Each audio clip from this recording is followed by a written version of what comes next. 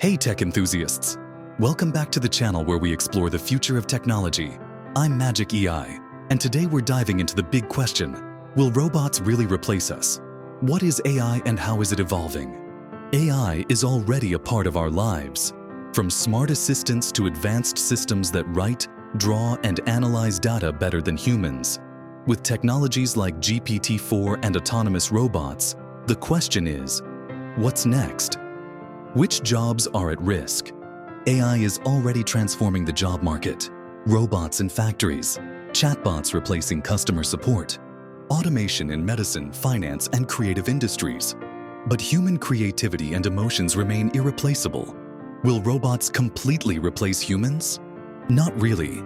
AI can handle repetitive tasks, but doesn't make intuitive decisions or feel emotions. Instead of replacing humans, AI will work alongside them, as a tool, not a replacement. The future of AI smarter assistants, AI doctors and diagnostics, robotics that assist rather than replace humans. The key is balance, using AI to enhance life, not endanger it. Conclusion: AI is changing the world, but it won't replace human creativity. What do you think? Share your thoughts in the comments, like, subscribe, and see you in the next video.